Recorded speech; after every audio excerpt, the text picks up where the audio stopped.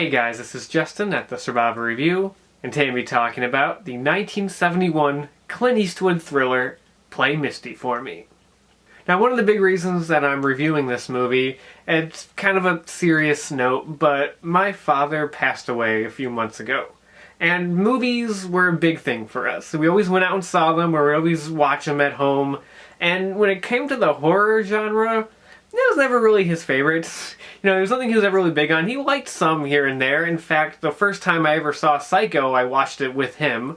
So, you know, there were some. But there was one movie, the closest thing to a horror movie, that he really loved and would always reference and talk about, and that was Play Misty for Me. In fact, the first time I ever heard of this movie was from him. It was many years ago when I was a kid, and I think it was probably on the weekend or something, and my dad, like most dads, would just stay up late watching TV, sleeping most of the time, but always with the TV on.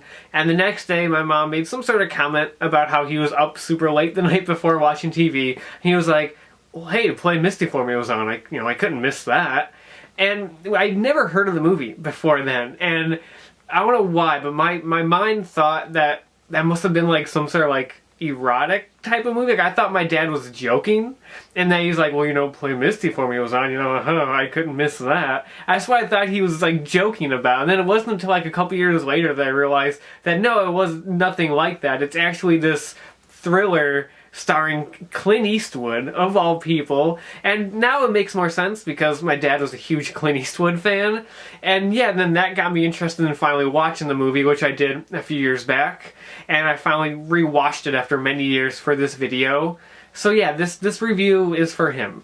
So this movie is Clint Eastwood's directorial debut, which is really cool to see, being that he's still directing movies to this day, which is just insane. And he does a really good job. Like, for his first movie, he really knows what he's doing behind the camera, because the movie's really well shot. There's a lot of really good suspenseful scenes.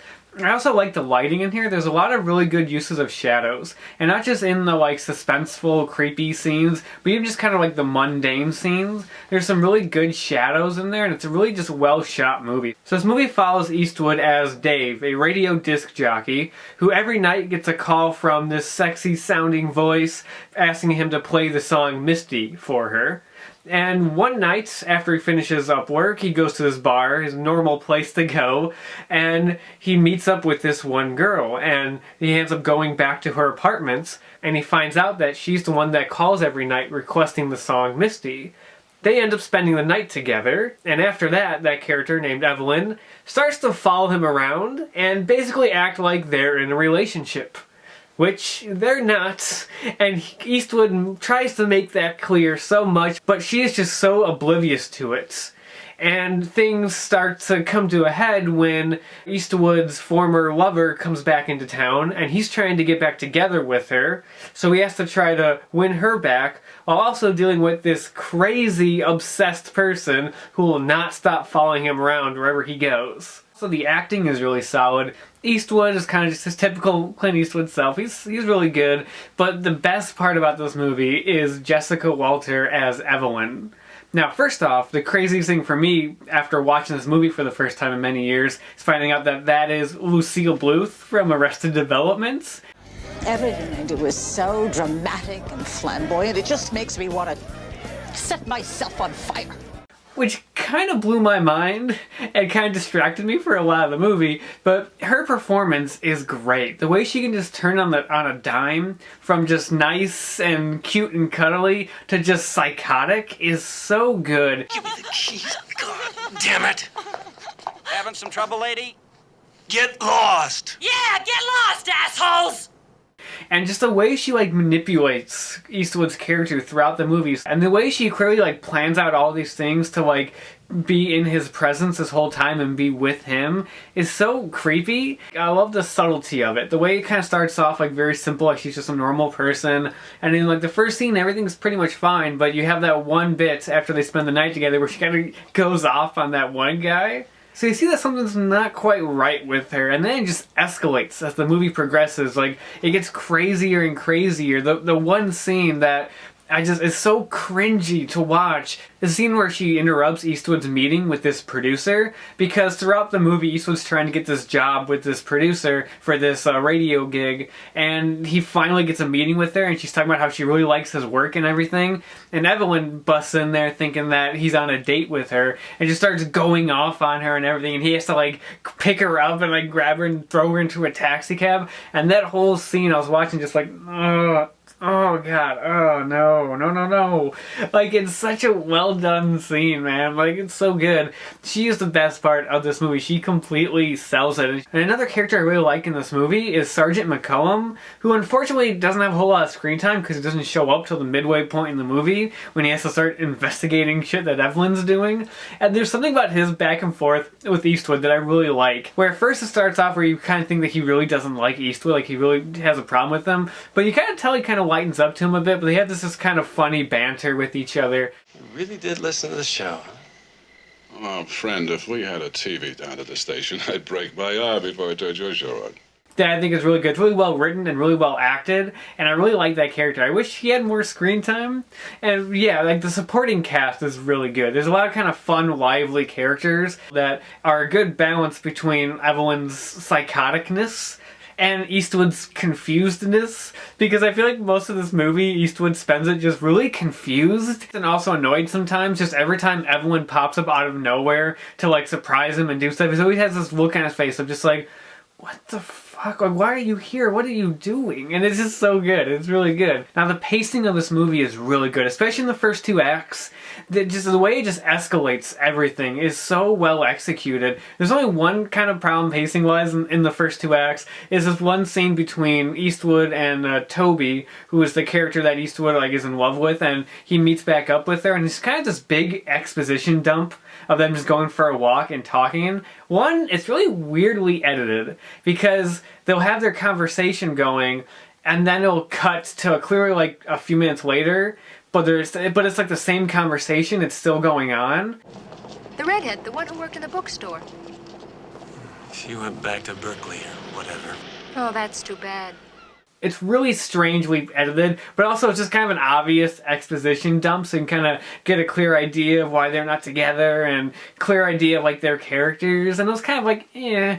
But aside from that, just the escalation of everything, from just simple things, like at first, with Evelyn just kind of walking into his house like she's already lives there, to basically her going mad in this place and slitting her own wrists. Which is also like, I love that scene because you think it is her kind of reacting to the fact that he doesn't want to be with her, but then you realize that it's her kind of manipulation, because she spends like the whole next day in his house, in his bed, and he's kind of taking care of her to help her get better, and basically interrupts his date with Toby that he's not able to go on. And so you see that like it's not just her being crazy, that's why she slit her wrist, it's also part of her plan so she could stay with Eastwood. I really like the way Eastwood shoots the attack scenes, because it's just this very kinetic, like the camera's in your face type of thing, and it has this just disorienting feel to it. And I don't know, I really like the choice to do that. That was really well done. Even though I keep talking about how good the pacing is, it does falter near the third act. And this is kind of my major gripes with the movie. The part where it kind of trails off and kind of loses me a little bit is after the big turning point where Evelyn gets captured by the police and taken away. This is the pre-third act moment where everybody's let their guard down, everyone's happy and living their life because, you know, they don't have to worry about a psycho killer anymore. And you know you're just waiting for Evelyn to pop back in for the climax. But I feel like it's just done very sloppily. It's not very well executed, because right after that, the first thing you have is the big sex scene between Eastwood and Toby, and it's this very overly long scene. It feels like an excuse to play the entirety of the song that they're playing, because I think it does play through the whole song, and it's just kind of slow, and I just feel like you're having all this momentum building up to this moment, and then it's just a super slow, sappy love scene. And then immediately after that, they go to this jazz festival. And this whole scene almost feels like an advertisement for that jazz festival, because it's just this very documentary style filming where they're shooting crowds and the band's playing, and you kind of see Eastwood just kind of like walking around and stuff like that. And some of it's even shot sloppily, because there's a moment where like it pans in on this guy who's dancing and holding his baby, and as the camera gets close to the baby, you can clearly see the shadow of the camera like right over him, like in plain sight. And I'm just like, you didn't think to cut that shot a little bit earlier? Because it was just like really obvious.